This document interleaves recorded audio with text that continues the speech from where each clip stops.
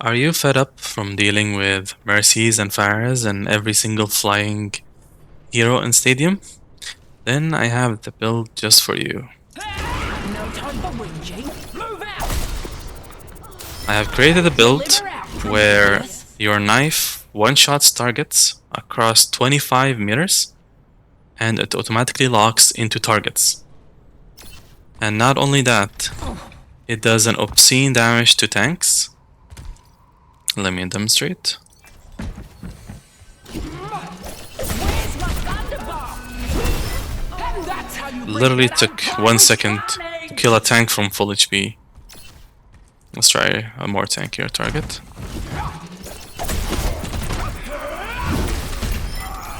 One by one by one. I'm spacing out my combo in a specific way because once you see the build now, you'll understand.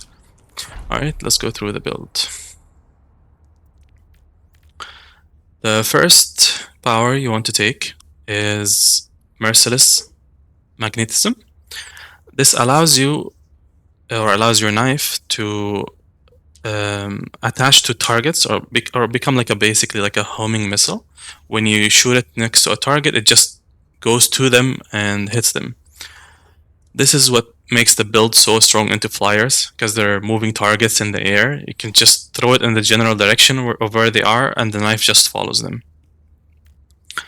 The second perk I take is whenever you hold or charge your knife, it does more damage, and that's up to 100%.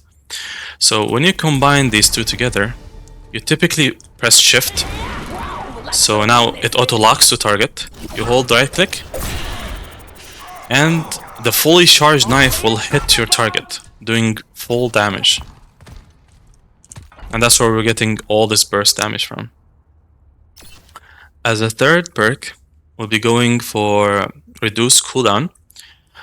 So whenever you hit a knife, you get your cooldown reduced by 2 seconds.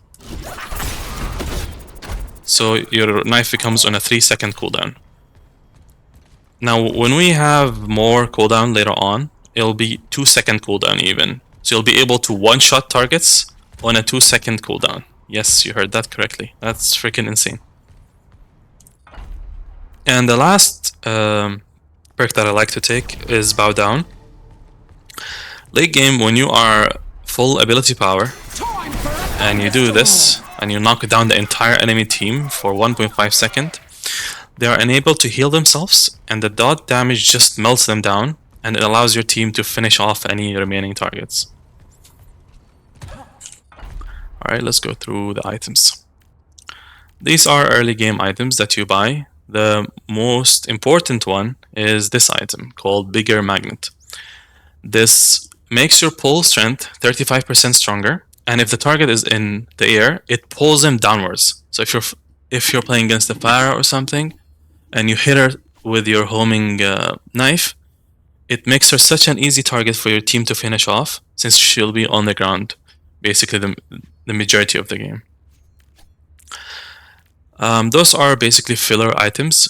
Whenever you're like around in any round and you buy your purple items and you have remaining gold, you just buy the blues and you combine them with the greens from here. In the first round, your build would look like something like this. This is what I like to go usually. I like Heartbeat Sensor a lot on her, since it allows you to escape or chase down targets that are low. And for the purple items, the first item I always like to get on majority of AP builds for tanks is the Lumerico Fusion Drive. The amount of stats this gives for your money is insane. It gives you 50 armor, 15 ability power, and it gives you a bunch of sustain. Especially with Junker Queen, she has very low cooldowns in her knife. So it allows you to recharge the armor that you get from the item itself over and over again, giving you so much self-sustain and making you less reliant on your healers. The second item I like to get is Phantasmic Flux. Her bleed makes her generate so much overhealth thanks to this item. Like even if you hit with her auto attack or your melee, it's just throughout the game you will be gaining so much over health and sustain. It's just an insane item on her. Now, next on, I either get Iris or Catalytic Crystal. Both of them are really good. Usually I would go for Iris, since it just gives way more stats early on, and the cooldown is extremely useful in her. Then if you can afford Champion's Kit as a 4th item, then I would go for that, if you bought one of these items. Then later on is Catalytic Crystal and Mark of the Kitsune. Now, Mark of the Kitsune is such an insane item on her, because you can space out your abilities, so you can right click, hold them, left click to pop the mark, then E, and left click again to pop it again, killing your target. This combo will almost guarantee a kill on even tanks. If you're doing this on a squishy target, most of the time you'll just need to just throw the knife and left click. I didn't even charge it then. Like, it's instant burst damage. That's very hard to react to even. Her worst matchups, I would say, are Zarya, because she just can cleanse she can cleanse her dot damage and even her ultimate.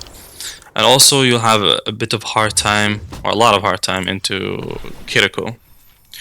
But if you're skilled enough, like, and you know how to, because with this build you have a lot of burst, so if you target heroes correctly, you shouldn't have any problem even against those heroes. That's pretty much the build, and if you have any questions, please let me know in the comment. And if you would like me to make future builds for specific heroes, I'll be more than happy to. Alright, take care and see you next time.